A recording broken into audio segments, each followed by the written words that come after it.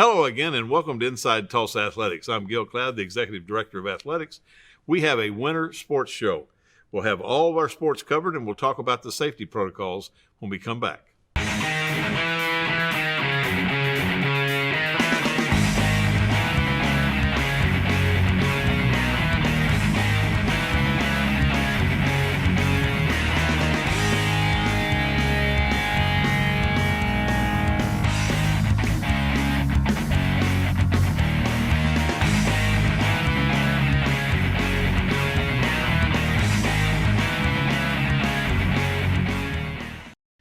Welcome back to Inside Tulsa Athletics. Our first guest today is Raymond, Supervisor of Basketball Officials and also a chief of ROTC instruction at Edison High School. But today we're going to talk about basketball officials. And Raymond, as we go into the 2020-2021 school year, what's the major emphasis in basketball officiating this year? Well, first of all, Gil, I want to say thank you for having me on again today, and I appreciate it. And I appreciate everything you do for us as basketball officials in the city of Tulsa and the officials of Oklahoma. But to talk about basketball, our number one point of emphasis right now is safety. Okay, so we're talking about safety, and again, you played a big part in not just for Tulsa Public Schools, but your motto is being used around the city and in the surrounding areas. So you make an impact on people in that area as well. Good. But basketball-wise, we talked about block charge. That seems to be a big issue across the nation, not just in high school, but in college. So the Federation put emphasis on block charge this year, and that starts with us as officials, making sure we get to hustle to our points and be able to referee the defense. That way we can get that play right, because as you know, that's been an emphasis forever. Referees not being able to get that right. And we call that 50-50 play. But if we do our part and get in position, I think we can do a little better job at that. You know, I think that's always been one of the most controversial snap decisions that an official has to make. Is it a block or is it a charge? You know, that people don't get that. And it's the other thing, when I was coaching, one of the things that I always demanded of our officials, be in position. If you're not in position, you can't make that call, you know. And 90% of that is true, because if they don't get in position, they're going to miss it. You know, you have that 10% error of just guessing, judgment. But if we hustle to get in position, we're going to get that play right 90% of the time. I think you're right. Let's talk a little bit about the safety protocols that the officials are going to be maintaining this year as we go into basketball season. Well, number one, I think it starts with us handling the basketballs instead of picking one off the rack, and us doing our part of spraying them down between quarters. And, I've been at a place already where the table handled it. And I think this is because of what you did at your office, sending that mandate out, making sure that we had the stuff to clean the balls between quarters, making hand sanitizer available for players and referees as they enter the floor. So, and spacing of the chairs, and no one down on the ball. Right. All of those things are monumental for safety, not just for the players, the coaches, but us as well. I think that's right, and I think with the protection of the student athletes, the officials, the clock in the book, the coaches are the most important thing from our standpoint. We got to take care of those folks, and of course, with limiting the attendance, I think is going to be another thing. From a financial standpoint, it's a difficult thing for us, as you know, not to have a home gate. But we felt like it was awful imperative that we at least include the parents of the home team to be able to get 2 admission tickets for each student athlete. Yes, and we can't leave out wearing that mask on that absolutely. Sideline. Even us as officials, you'll see us, some with gaiters on, some with their mask under their chin, some blowing the whistle with their mask on. We just want to do our part, because if we don't do our part, we will never get back to normal. I've looked at, watched thus far quite a bit of college basketball. And have watched, streamed the Oklahoma State practices And I've told numerous of our basketball coaches, let me tell you, if in Division I they can coach with their mask on, we can in high school too. You need to coach with that mask on. Yes, sir. And I can echo that because I had the pleasure of doing 2 OSU scrimmages back to back in past weeks, and everybody was with a mask on the sideline. I think that's the other thing too that we're going to emphasize with the student athletes that are not in the game. As they sit on the sidelines, they're going to have their mask on, along with the coaches. We also have emphasized individual water bottles. Each individual kid has their own water bottle. We're not going to have a group jug at the end of like we have in the past.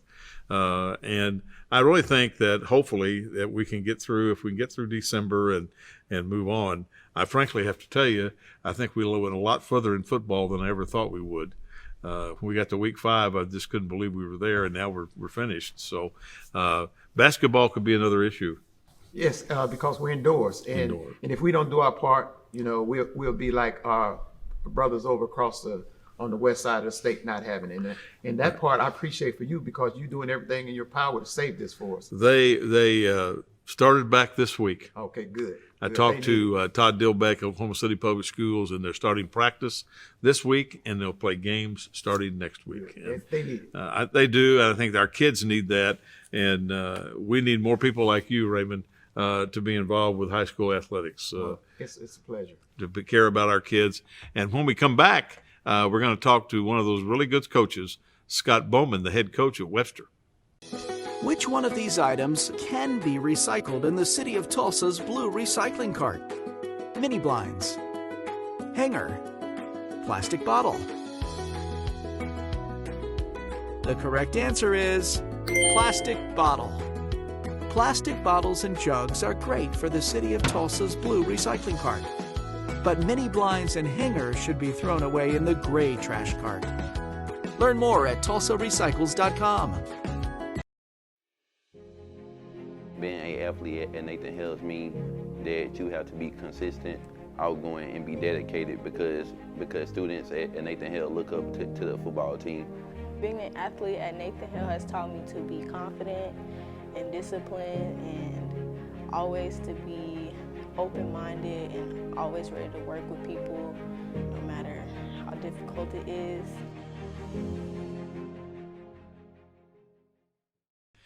Welcome back, and now we have with us Scott Bowman, the head boys basketball coach at Daniel Webster High School. Scott, I can't wait for basketball to get started. Can you? Oh, it's going to be a little bit back to norm. I mean, listening on the state tournament late last year, just kind of, there was a long time I had to be out of state for a while that I hadn't even been in a gym for like 8 or 9 months, longest from me I've ever been. Oh, I imagine. Just get back in with the kids and ready to get some normalcy back and get on the court. Well, I tell you, it was a difficult time. We've talked to our other coaches that had qualified for the state tournament, and on that Thursday afternoon, I guess I'll never forget that Thursday afternoon. I remember we were just about to get on the bus. As yeah, fast as they called me. Right. It was unfortunate for those kids, but hope springs eternal. We 2021. We had a good time to get started. And this is going to be on Thursday night when this show shows, and you will have already played Jinx at that time. Right. So, yeah. What do you look forward to with this year's team? Well, we've returned 4 players that have been a big part of the program since their freshman year. So it was a hurt not to get to play state tournament, but these guys kind of had the expectation, well, we're going to be back there next year, But they're an exciting group. They play defense hard. They're great players. A couple of them, 2 or 3, may have a chance to go to the next level. And I mean, I've got 2 players that are over 1,000 points that are seniors this year already. One of them's going to go over 2,000. So it's a good group. They know we don't. That's the good thing about being in this with less practice and stuff. They know everything we do. It's not any rebuilding. That we pretty much stay with the same pattern. They know our offenses and what defense we do. Well, I know you've had to be away some and everything, and with the pandemic that really ascended upon the nation and the world. How have you handled that transition back into basketball? It's been difficult. It just seems like things just keep piling on, on top of everything. But there's some positive, I always say a lot of people have it a lot worse. So, we just take each day and practice hard as we can. I tell them every day I practice, guys, you never know, this will be our last practice, so go hard. We're happy to get to play this game tonight against Jinx, on Monday night. go out and give everything you got, because, our last game, I preached that last year, which is what's crazy. You can ask my players how in the state tournament, guys, a lot of them, you don't know when your last game is, so we got to practice hard.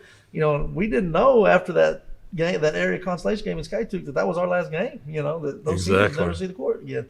So you got to go hard, give everything you got, and don't have any regrets. And that's what I've always told the kids that I coached and my kids as I raised them. And it came to fruition. My daughter, her junior year, played in the state tournament at the Mabee Center in the finals. They lost to Ponca City in the finals, but they had all 6 girls coming back. That was the 6-on-6 days. Yeah, I remember that. And they had all 6 girls coming back. And that summer in summer league, she blew her ACL. That state championship game was the last basketball game she played. She was a softball player, and with a brace, she made All-State in the fall, and then got operated on and did not play her senior year. But so you never know when that last time is. So you got to give it that 100% every time. Well, let's talk about some of your players. I think a lot of people know some of your players, but let's talk about them. Well, we'll start with Anthony Pritchard. I think he's been a 4-year starter. We've been in the state tournament 2 times with him. He's about 1,600 points, but he does all the rebounding too, assists, steals. He does everything. All other players are good at everything too. So we've got 4 players that are just balanced really, but Anthony sticks out a little bit. He's already committed to Tennessee Tech. It's a good school. John Pelfrey's the coach there. That was in Kentucky. He'll get some good coaching at the next level. But tremendous athlete, great IQ on the court. He's like another coach out there. So. And the good thing is he doesn't have the pressure of doing it all on his shoulders. We got Marquand Taylor and Isaiah Sanders, Jeremiah Barnes. We got 2 juniors that have practiced against these guys all up through freshmen, sophomores, and then now they're junior. And they're really good, and they're going to be our 5th and 6th man. So we'll have some, we got a couple freshmen that are going to help us out this year. But, we got some trouble right now early with our academics coming because it's difficult on everybody. But we're putting a team together, and we're working hard on our grades and getting everything lined up. So it's a long season. One game doesn't make your season. So no, heavens, no. Yeah. Speaking to that, how do you feel about, you're in virtual education right now, and it's difficult, obviously, not to have that day-to-day contact. You have it at practice, but you don't have it during the day. And I think the kids miss that a lot. They want to come up early now to the gym. Can I do some of the work up there? They miss it. I think everyone agrees that in-person learning is much better, but the circumstances are what they are. We're not able to do that. So we just got to adjust, and even just every little bit of extra time we can. We've had to just – one week we cut all the practice out and did a full week of study hall for 2 hours. Thanksgiving break, we practiced 4 hours, really 2 hours of practice, 2 hours of study hall every day, just to get these kids. Because, I know it's difficult. I got kids at home getting on 2nd grade, and they don't want to be on there and doing the work. And some of these kids don't have the motivation at home to get on there and do that, and the coaches have to be their motivation to just make sure they know the importance of those grades. I told somebody the other day that, if these kids went through their entire academic career online, they would be fine. But they haven't. They've been in person their whole life. And now to be in this mode of education is really difficult. And people need to understand that. It's not going to come easy. But, good luck this season. We're looking forward to seeing you play. And a tough one with Jinx. But, like you say, you got 15 more plus tournaments. That's right. You're in good shape. But I know you'll do well, Scotty. And congratulations on getting back. And I'm glad your kids are doing well. And that's wonderful. Coming back will be Michael Parish, the head basketball coach at Edison Prep High School. Which one of these items can be recycled in the city of Tulsa's blue recycling cart? Glass bottle, string lights, ceramic mug. The correct answer is glass bottle. Glass bottles and jars are perfect for the city of Tulsa's blue recycling cart. But string lights and ceramic mugs should be donated or thrown away in the gray trash cart. Learn more at tulsarecycles.com.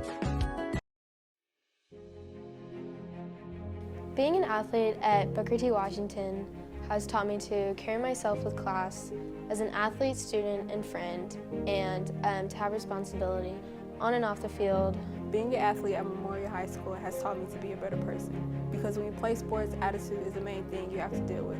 Not just your own, but other people's. It also teaches you to be the bigger person.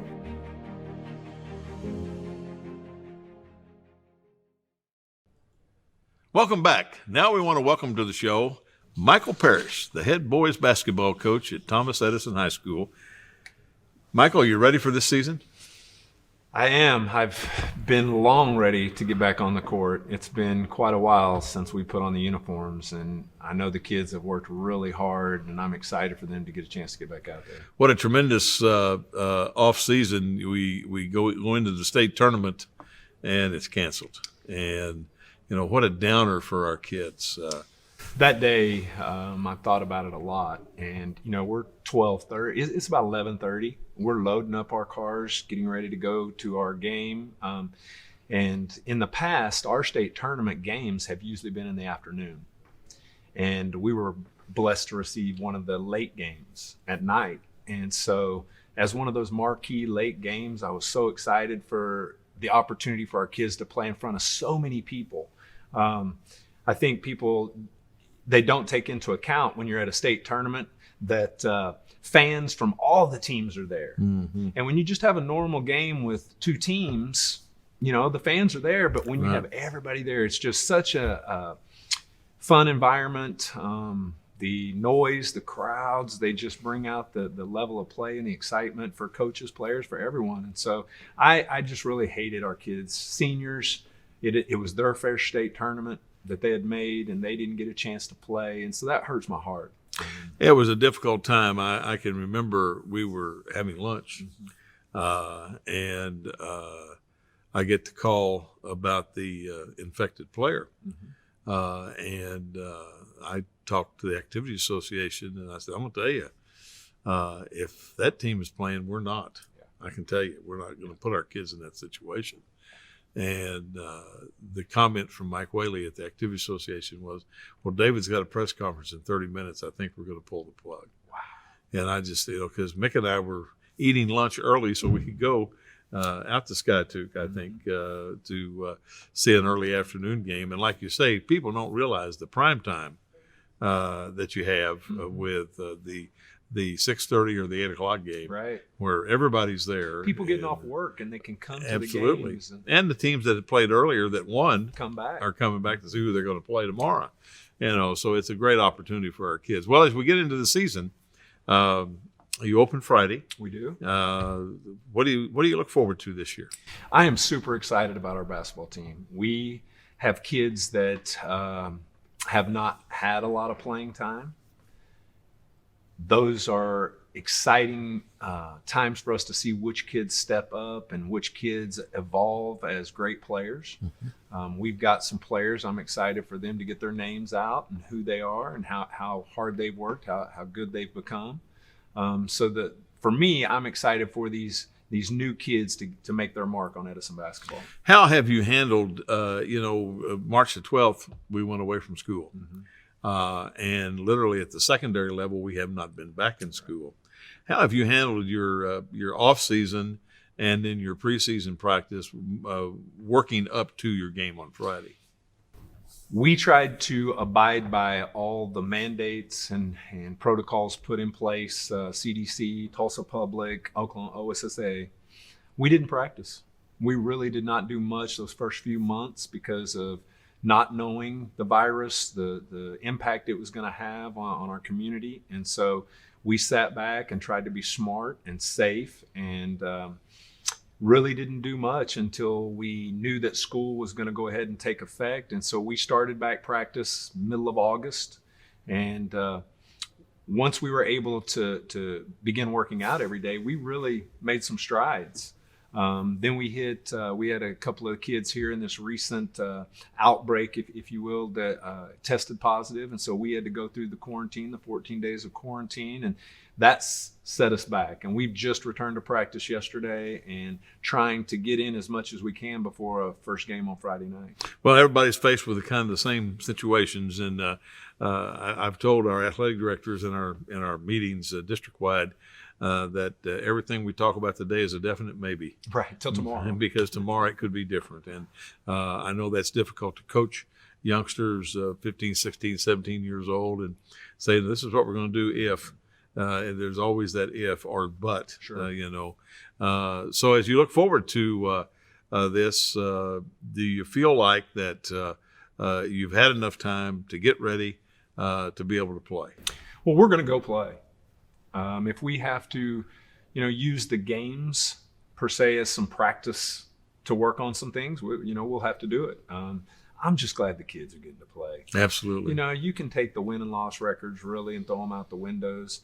I would love to go undefeated.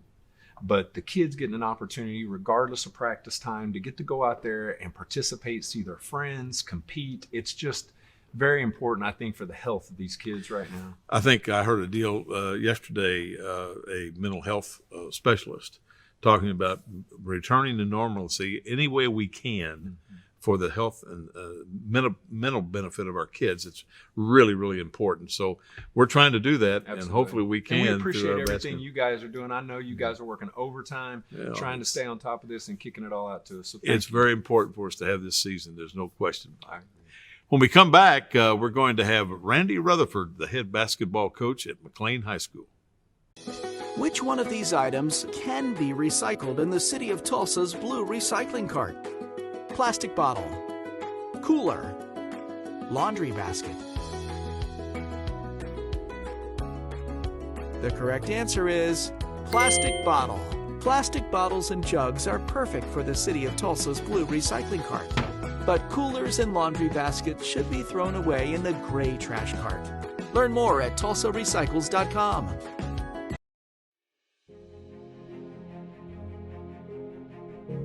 Being an athlete at Edison High School has taught me to work as a team rather than as an individual. Whenever you're on a team, you have a special bond with each other. You know you can rely on them in a time of need, whether on or off the court. Whether it be a shoulder to cry on or advice on how you can improve, you know your team will always be there for you.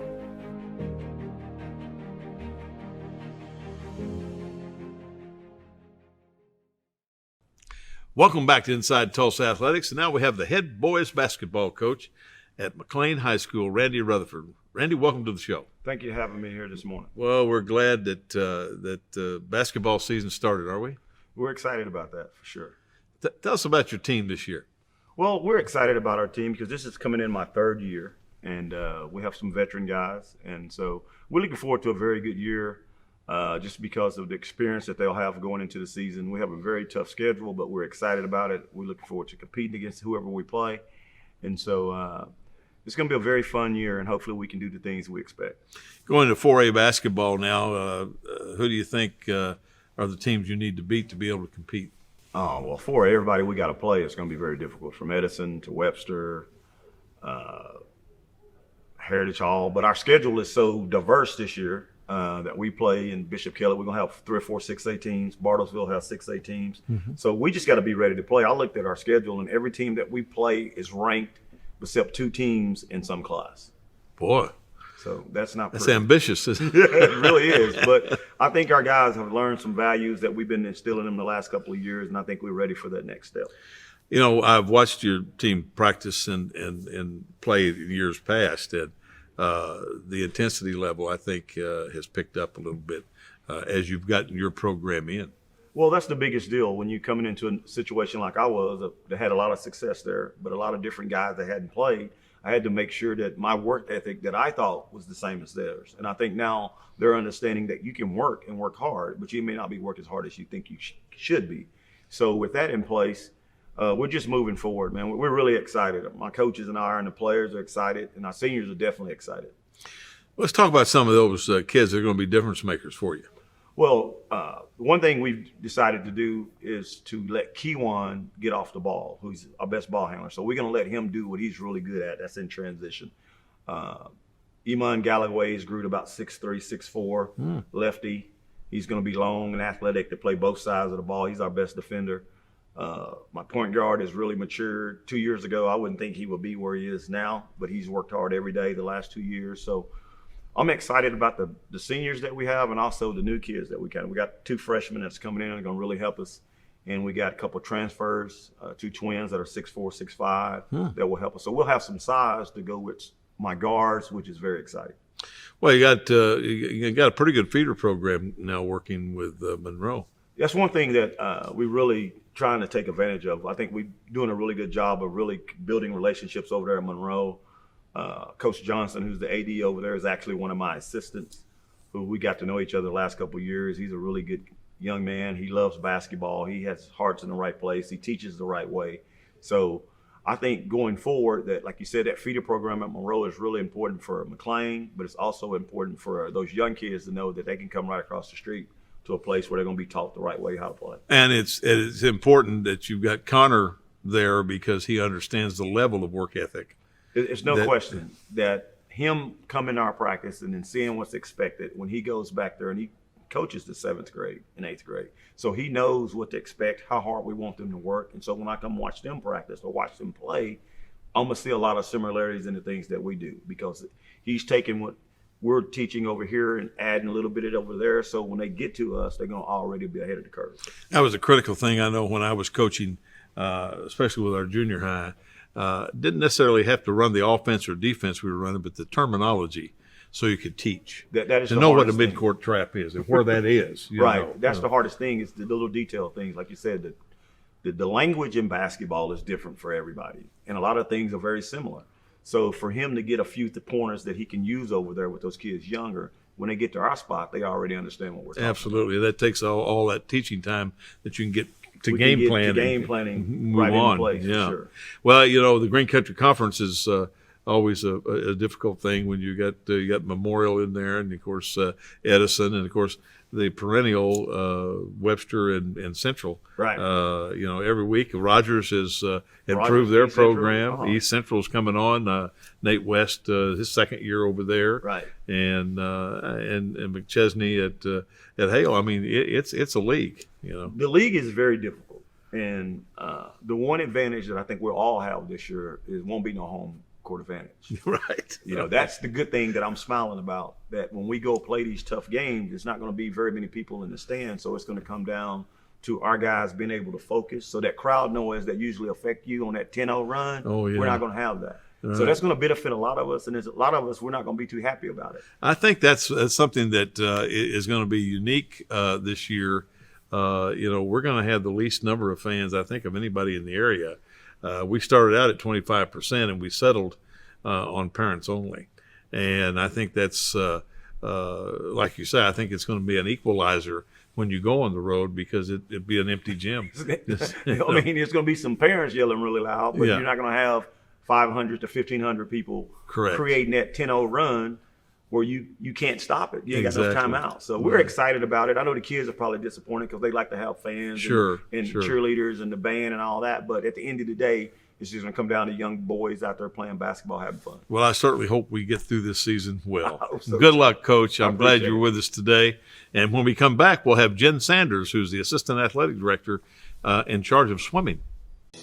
Which one of these items can be recycled in the city of Tulsa's blue recycling cart? Air filter, cardboard box, toy car. The correct answer is cardboard box. Paper and cardboard are perfect for the city of Tulsa's blue recycling cart. But air filters and toys should be thrown away in the gray trash cart. Learn more at tulsarecycles.com. Athletics is so important at Tulsa Central because it's an outlet for some of our kids there. They get a better opportunity to basically give back to our community. At McLain, the sports is what mainly drives a bunch of the students to come to school every single day and work hard because they want to be able to come from the classroom to the field or the court and show what they're good at. Welcome back. As we get into winter sports even more in depth now, we're going to talk about swimming, and our supervisor of swimming programs in the Tulsa Public Schools is our Assistant Director of Athletics, Jen Sanders. Jen, we're in the pool. We are in the pool. We are being safe. How in the world did we get into the pool? Well, I have to hand it to our coaches. They've really done a great job of staggering their swim times so that we don't have as many kids in the pool and that those kids can be socially distanced. And to give it to our swimmers. We have swim teams that are practicing at 6:15 in the morning. That's a lot for a high school kid to sacrifice, Especially when they don't have to go to school. Exactly, especially when they don't have to be at school at 8 o'clock in the morning. So, we've really done a good job of staggering those swim times. I know Memorial and Booker T both have those staggered swim times. And, coaches are doing a great job checking temperatures when they come in. Kids are, sanitizing their hands. Our kiddos are coming in dressed. And in the wintertime, that's pretty chilly sometimes. So, just have to hand it to our kids and our coaches for all they're doing to really keep kids safe during this time. And we've been lucky, we've been super lucky, and not many of our swim kids have been exposed. And the ones that have done a good job of really quarantining and isolating so that they don't pass it along to their teammates. Well, we're looking at really a resurgence, hopefully, in our swim program with the addition, hopefully this year sometime, of our middle school program. Let's talk a little bit about that. Yep. So we definitely have Thoreau, they've been swimming right now. Joanna Bentley is their coach. She's also the Memorial coach. We're still searching for a Carver coach. And then Monroe, they're working with the YMCA, and they've been swimming out there, and not only swimming, but also getting some swim lessons and technique lessons and things like that. So we really appreciative of the Hutcherson YMCA and all they're doing to help us out. So it's been fun. It's been fun to really introduce some of these kiddos to a new sport that they've not ever been a part of. So it's been great. I think that the majority of our kids that are swimming right now are really excited. And they're excited about the meets, and we've decided to host those 4 meets for all of our junior high teams. The first 2 Tuesdays in February and the second 2 Tuesdays in March, the first 2 Tuesdays in March will be the last 2 meets. And the grand idea is that our high school swimmers are going to be the ones running those meets. So it gives those kids an opportunity to really build a relationship with kids, and then also, you never know, they might be a swim official at one point in their life. Absolutely. Well, the peer mentoring is always important for the younger kids to look to the older kids. We also, in the future, if the 21 bond issue would happen to pass, we're going to be refurbishing the McLain pool in that bond issue, and I think that's going to be very helpful for us with the Monroe program starting to feed into McLain. I agree, and I think that with us being the only school I know of right now that offers a junior high swim program. Now, a lot of schools work through their community programs and do like the YMCA or USA Swimming, but we are really the only school that I have found that has a junior high program that's embedded in the school system that is ran by the school coaches. I think that's a good thing, a good point at this point, because had we not been faced with this pandemic, we had some grandiose plans, for our middle school to include cross country and track for the first time, swimming and wrestling for the first time for the middle school.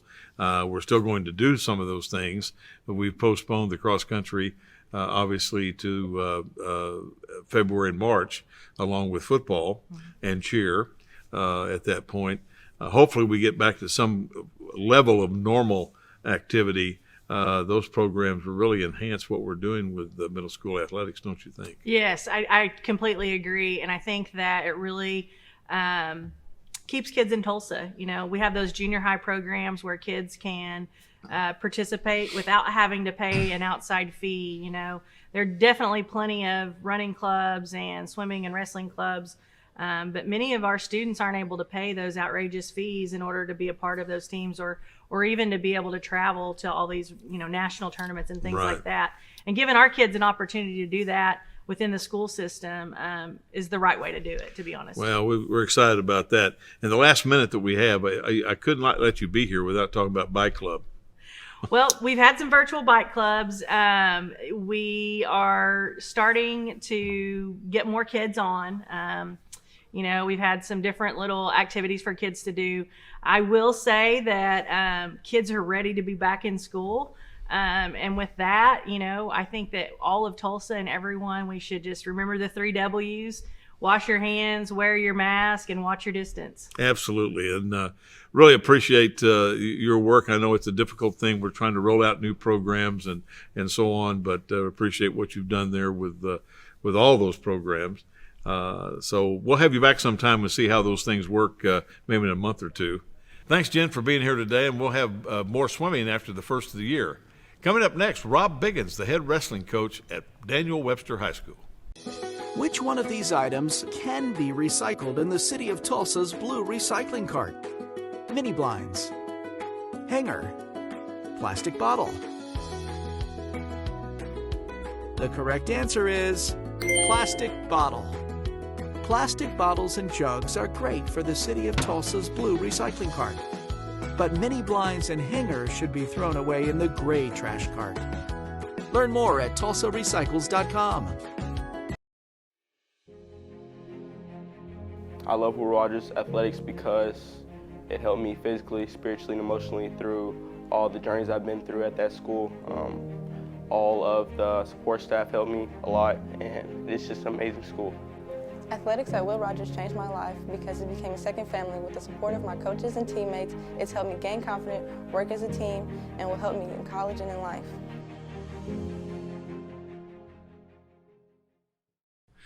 Welcome back, and now we have our second wrestling coach on the show today, Rob Biggins, who's the director of athletics and the head wrestling coach at Webster High School. Rob, glad to have you on the show. Glad to be back, Gil. Are you glad that wrestling season has started? Oh my gosh, I'm really glad that we got to go to the state tournament, and I feel so terrible for basketball, especially here at Webster, because man, what a great year we had, right? And that we're getting ready to have. But we got our tournament out of the way. That felt good to make that happen.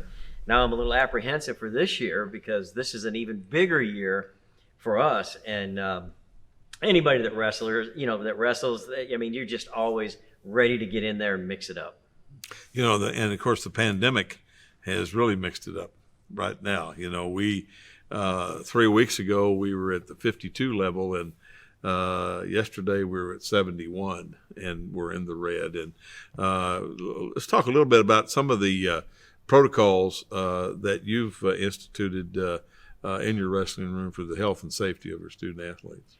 Well, when they enter the wrestling room, they go into their locker room, and they put their fresh wrestling clothes on.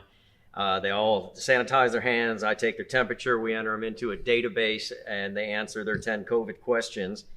And just frequently on breaks, which are very few in wrestling, but we make an exception to go get their hands sanitized. And then we wrestle, and then at the end of practice, we have a defense soap wipe, which takes care of everything. And they're a great product. We've used them since probably 8 years now. We have no issues with any skin type infections or anything. And so that's helpful. That's immediately after practice. And then immediately home to shower, wash the clothes. And then when they leave, that's when I take our sprayer, ionized sprayer, spray all the masks, any surfaces that we've come in contact, and then finally go into the locker room, spray throughout the locker room, the scale, and leave it sanitized for the next day. Boy, aren't the sprayers really so much better? I can remember when I started the wrestling program at the Phil Kennelly High School in Coffeyville, Kansas, and we'd get that mop out with a disinfectant and mop that thing. And today you got to think, oh my God, what were we putting on that mat at that time? Now with the sprayers, that's really changed that a lot. That's true. I probably only mop the mats, like a mop once a week now, where it used to be every day. Every day. And that sprayer is a time saver. And we've been using that sprayer now for I think 4 years. Yes. And haven't had any skin condition issues whatsoever. So it really does work. It does work. We bought those 4 years ago, kind of like a trial, just basically for wrestling and dressing rooms is what we bought them for. And thank God we had those in our inventory, and we added 3 or 4 more per site, so that we have those now. And I know the physical plant now has purchased a large number of them just for their sanitation to the school buildings and classrooms. So, well, as we get into the wrestling, a lot of people are going to have questions about, how's this wrestling season going to go, and what's your perception of how we'll get to the state tournament again?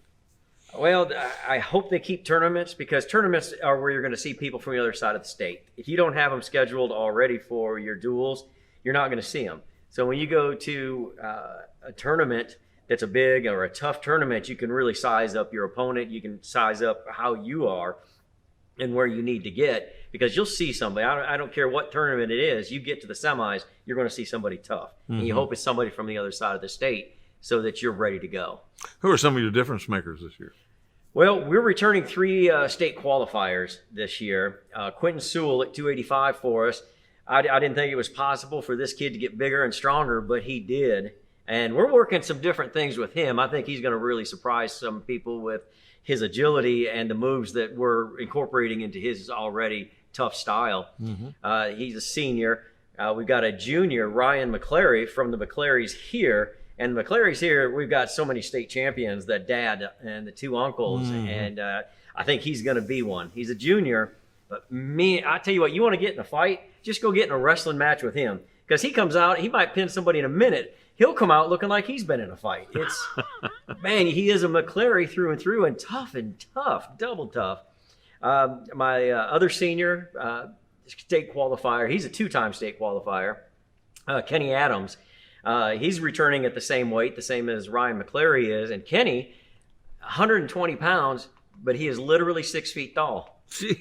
And he can bench press his weight. So he's just one of those anomalies that normally, back in our day, he'd have been playing basketball. And that leverage that he'll have on the mat, my God. I'll tell you, those 2 guys, I don't know who beats them this year. I honestly do not know who beats them. So we have got to have our state tournament this year, because I'm telling you, I don't know what I'll do if I don't get those boys there. Well, that's fantastic, Coach. I'm glad that we're able to get into the season. I'm glad that you got your kids out working hard, and we'll look forward to having you back, say in January, February, and see how you've done.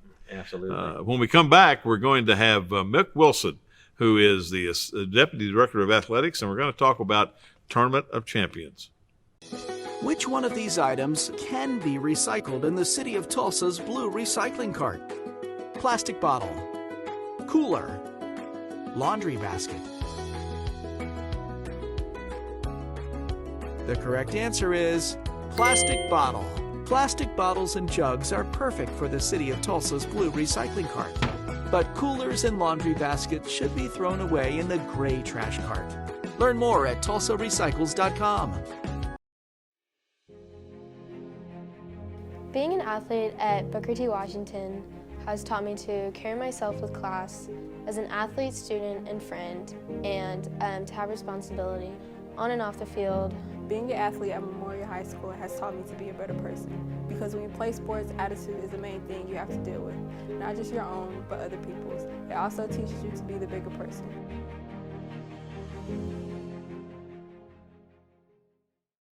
Welcome back to Inside Tulsa Athletics. Now we have the Deputy Director of Athletics, Mick Wilson. And Mick is going to tell us about where we're headed with the Tournament of Champions. Well, Gil, thanks for having me. And to be honest with you, I'm not sure where we're headed, but we'll try to arrive sometime before this January 1st anyway. You know, we've actually been at the Tournament of Champions as we rung in the new year. So who knows? Maybe we'll still be trying to figure things out by that time. But, no, it's we're looking forward to another fun year, another year of exciting basketball, some really good basketball. In fact, we'll have 3 teams returning state champions that really last year it was a year we didn't have, every classification didn't have a state championship, but the ones that we did will have. So we're excited and interested to have those teams appear this year. I think there's a real good balance too between the boys and the girls this year. There is probably not as much small school flavor this year on the girls' side. We had we had some interest, and of course we always kind of compete on the western part of the state with the Bertha Teague, and they do such a good job with their tournament. And so a lot of times, a lot of small schools really like to attend that. So we're not always able to gather all the small schools that we would like, but so we kind of go for some middle class, which would be 3A, 4A type schools to come and participate in the tournament. And we've got more of that this year. So I think with that, will be the parity in the girls basketball maybe even greater than the boys side. Could be the toughest girls tournament we've had in the last 8 or 9 years. I would think that we could say that over the history of the tournament. This will be a year that you're looking at a 3A team in class and SAS that probably can beat anyone on any night.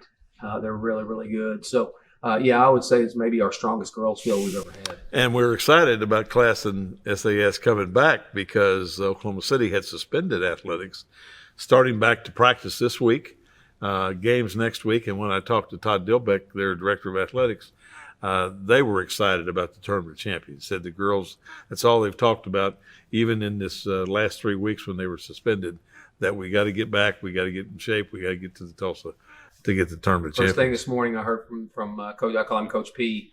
Heard from him about some of the things and the plans, and we were working on some other details, and they were obviously excited when one of the first phone calls they make after they've been told they can begin participation again is to call us and get ready. So I think he realizes too that it's really a great chance to really solidify yourself, as we've seen over the years, to be argumentative to be the best team in the state when you come away with a tournament of champions title. So I think his team's excited about that as well. Well, it prepares you, I think, for that tournament type mentality, because it's 3 tough days of basketball. We've seen teams go 0-3 and win state championships. We had that last year with Garber Boys. Garber Boys is one of our teams that was able to go ahead and compete for a state championship last year because they were a week earlier being Class A team. And in fact, Will Jones, I talked to him this morning, and they were excited about the opportunity. He was just begging me for no 10:30 games. They played 3 10:30 games last year, and I just told him, I said, hey, we can't help that. You got to have to win one this year, because last year they did come and go 0-3, and then never lost another game after that. Went all the way through and won the state championship. So he's excited about his opportunity with that team as well. I think it's really a test when you get into the Tournament of Champions, the aura of the Tournament of Champions, 56 years of continuous tournament basketball. But this year, with the BOK being the venue, what a outstanding opportunity for kids to play in a world-class facility. There's no question, Gil. I mean, just when we thought that, I know we're always looking for ways to improve our tournament and make things better, and it's awful hard to make something better that's been so good for so long. And just when you think you've kind of maybe plateaued, you're able to continue to make it rise up by going to the BOK Center. And nothing against the Mabee Center; they were good partners for a long time, and Tony and Debbie and the Pete Jeremy and the folks out at the Mabee Center have always been big supporters. But this just takes it to another level. Obviously, everyone understands the prestige and the awards and the different things about the BOK Center that are out there. It's a world-class facility. And now for us to be able to take our tournament and play there, I think speaks volumes of the respect that we have for the BOK Center and the respect they have for our basketball tournament. And that's even going back to when the Tulsa had the shock. I mean, we were courted by them as wanting to bring our tournament under their umbrella. And of course, we had to resist that, but I'm glad we did, because they ended up moving on and we're still here. So our tournament is near and dear to our heart, and I think Dr. Gist and our administrators in Tulsa Public understand the importance of what the Tournament of Champions is and what it's become to the city of Tulsa. It's a big event. I had calls this morning from downtown hotels downtown wanting to know about partnerships and things like that for the future. So, of course, our folks at the Doubletree Warren Place treat us really good, and we're going to continue to move along with them. But it's nice to know that we have the respect of those kind of people in downtown. I think it is, and I think we've earned that over the years, even prior to our 9 years of doing the tournament with J.V. Haney and Tommy Thompson and those folks, and of course the godfather of the Tournament of Champions, Doug Duggar, who started it all at Memorial in 1966. I'm really impressed, and I hope the folks are impressed with the protocols that the BOK people have put into place for safety, state of the art. Have been approved by Dr. Dart, have been approved by the city council in their ordinances that they have. We will have restricted attendance to 25% of the lower bowl, and yet I think that will accommodate most of our crowds. It's something, Gil, I've got to really pat ourselves on the back, and not only ourselves but our coaches. We really got a test run at this when we're able to host our own summer league. When Dr. Gist and our super team allowed us to take a test run at basketball season by having our summer league, we were able to test some of our protocols and to kind of readjust. And as Raymond Ships has talked about earlier, we're able to implement some of the things that the college programs are doing, and we were able to watch the NBA games in the bubble and do those kind of things. And we really kind of got a head start on the basketball part of it. And it's really been nice for us to be able to kind of have a test run before we get to that point. And I'm really excited about our teams being able to know that their kids are going to be able to come and be treated in a safe and first-class environment. Well, I really think our coaches and our kids have accepted what those protocols are, even though there are some things that they really don't do on a common basis. But this is an uncommon time. It is. So we'll take a break, and when we come back, we'll talk a little bit more about basketball in Tulsa. Which one of these items can be recycled in the city of Tulsa's blue recycling cart? Glass bottle, string lights, ceramic mug. The correct answer is glass bottle. Glass bottles and jars are perfect for the city of Tulsa's blue recycling cart, but string lights and ceramic mugs should be donated or thrown away in the gray trash cart. Learn more at tulsarecycles.com.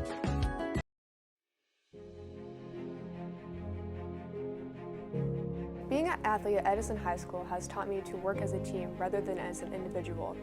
Whenever you're on a team, you have a special bond with each other. You know you can rely on them in a time of need, whether on or off the court. Whether it be a shoulder to cry on or advice on how you can improve, you know your team will always be there for you.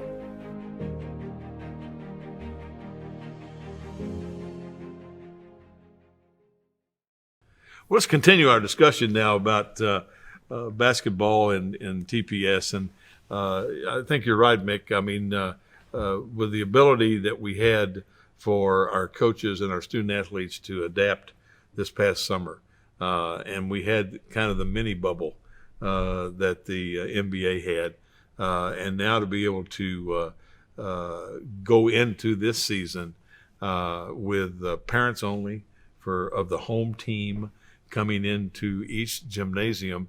Randy Rutherford had, our coach at McLain had a pretty good take on that. He said, what that does is that takes away the home court advantage.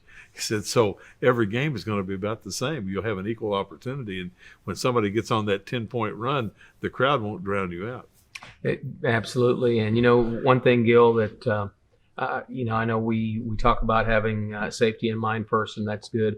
I'm glad that our kids are going to have an opportunity to play. What I'm really sad about is the student body, the kids that get to come and cheer for their teammates and see their friends and do those kind of things. And, it's unfortunate that we've had a year, and my kids included have started high school, but yet been able to not set foot into a classroom. And that's no one's fault at all. That's just the safety, and that's the where we're at right now. And I'd much rather be safe than sorry. But, as we move forward with our basketball, I'm really proud to say that all the decisions we've tried to make and move forward, and they're not always popular, and I'm sure Dr. Gist will tell you the same thing. They're not always popular, but you know what? We're trying to do what we can in the best interest of our kids. Well, we always said every decision we make is about kids. We're kid oriented, and I really believe that we've been out in front of a lot of the districts around the state doing things from a first class standpoint to protect our kids, our coaches, and our patrons. And hopefully everybody understands that this isn't forever, but it is for right now. And we've got to take care of right now because that's where we are. We certainly do. And again, looking forward to another great basketball season with our kids. Like you said, there's going to be some adjustments. There's going to be some things we need to do that aren't going to be in our comfort zone. Right. But, I think our basketball, boys and girls, this year will be as strong as ever. We'll have teams that will be ranked in the top 1 or 2 in different classifications, and teams that will be good again. We've got some new coaches and some new places that we're interested to see how they'll do, including you had it earlier in the show with Coach Sweeney at Edison, brings some winning tradition from Ulaga and Owasso to the table. So that'll be interesting. It's going to be interesting to see how state championship coach at Central moves up to the highest classification now and leads our Booker T. Washington boys program. Yeah, with Eli going to Booker T, and of course Aaron Daniels replacing him at Central. It's going to be just another year in the Green Country Conference, I think. It is, Gil, and it'll be another. It'll be one where we'll have a few teams that get into that Final Four or state championship game, get to the state tournament, and they may have 6 or 7 losses. That's a storied fame of Luther Biggins. Luther would play anybody, anywhere, anytime, right, and then roll into the state semifinals with a 500 record and beating the socks off people along the way. So that's the great McLain tradition, and that's the great competition we had in the Tulsa Public Schools back in the day when there was Terry Scott and Robert Sprague and those guys that were coaching great teams throughout the district. And right, I was just a young pup then, and I was taking my lickings right along with everyone else. So those were fun times. Well, I think we had a lot more fun times ahead for our kids, and basically so that we can kind of categorize where we are in basketball season. Every student athlete will have 2 tickets for parent or guardian to attend home games only. Visiting team, no fans. We also will have the Spirit Squad that will be there. And that, unfortunately, with student athletes and the Spirit Squad, will be the only students there. Have to be an adult to get in with that guardian or parent ticket, period. And, of course, we'll have all the safety protocols in place for the student athletes and for the patrons. No concessions. There'll be no concession stands. And it'll be bare minimum, but we still want to be able to have the games and play the games and get to that point where we can qualify teams for postseason play. And hopefully it won't turn into the same type of situation we had last March. Right. Well, Gil, again, I think I really appreciate our commitment of not only our board and the super team and our administrative folks at the Service Center just to support us and allow us to try to move forward and allow our kids some time to be able to participate in extracurricular activities. I think speaks volumes, and I'm really thankful for that. Well, it's important, I think, that our kids, for their mental health, be able to continue something normal in their life, and hopefully this is something normal. We'll be right back with the closing of this show. Which one of these items can be recycled in the city of Tulsa's blue recycling cart? Mini blinds, hanger, plastic bottle. The correct answer is plastic bottle. Plastic bottles and jugs are great for the city of Tulsa's blue recycling cart. But mini blinds and hangers should be thrown away in the gray trash cart. Learn more at tulsarecycles.com. I love Will Rogers Athletics because it helped me physically, spiritually, and emotionally through all the journeys I've been through at that school. All of the support staff helped me a lot, and it's just an amazing school. Athletics at Will Rogers changed my life because it became a second family. With the support of my coaches and teammates, it's helped me gain confidence, work as a team, and will help me in college and in life.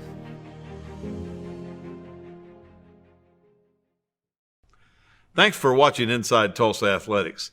We discussed all of our winter sports that we'll have this winter, and we hope to have it in a safe environment for all of our student athletes.